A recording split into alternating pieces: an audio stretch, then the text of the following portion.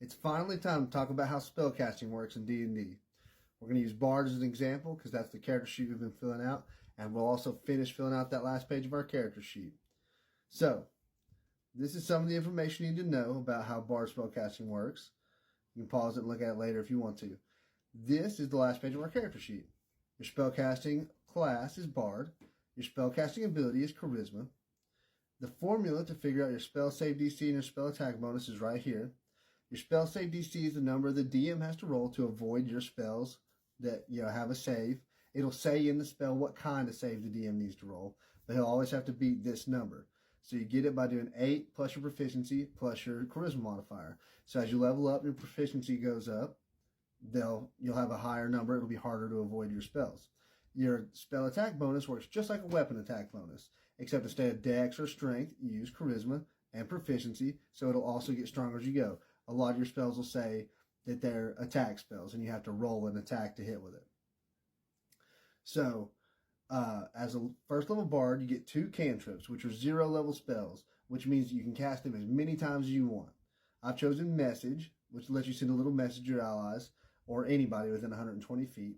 And I have chosen Vicious Mockery, which lets you use your devious insults to cause psychological damage to one of your enemies and make it harder for them to land their next attack.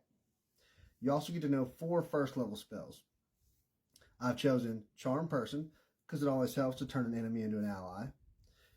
Disguise Self, because I never know when I might need to change my appearance to sneak into or out of somewhere.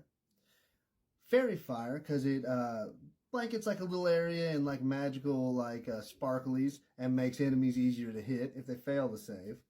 And Healing Word, because you never know when your allies might need a little bit of HP. So you can tell Bard focuses more on subtler, more clever ways of using magic, not just doing damage or whatever. When you're picking spells, they'll list all the effects of the spell if they happen.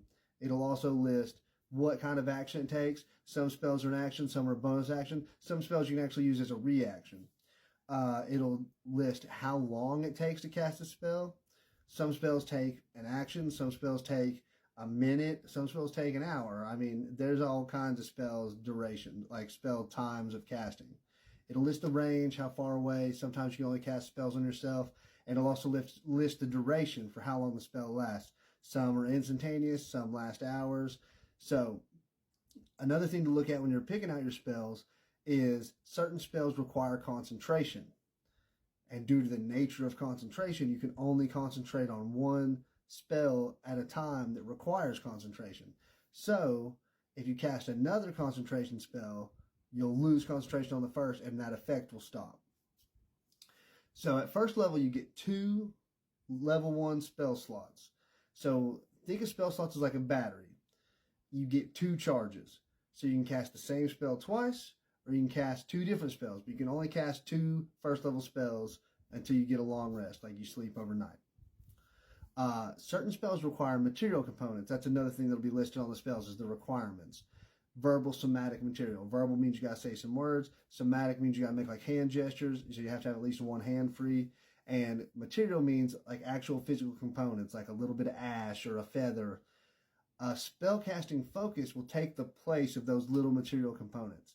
Now, if the component requires a gold value, like incense or diamonds or something, your Spellcasting Focus can't take the place of that. But all the little stuff, instead of carrying about around a bag of random junk, you can have your Spellcasting Focus.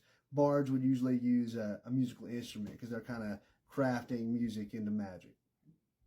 There are also certain spells that you can ritually cast, which means you have to spend the normal amount of time to cast it plus 10 minutes, but it doesn't cost you a spell slot. You can't really ritual cast in combat because you don't have all that time to sit there, but it can be very useful with certain spells that are good outside of combat. And I think that's it. That's pretty much how spellcasting works in D&D.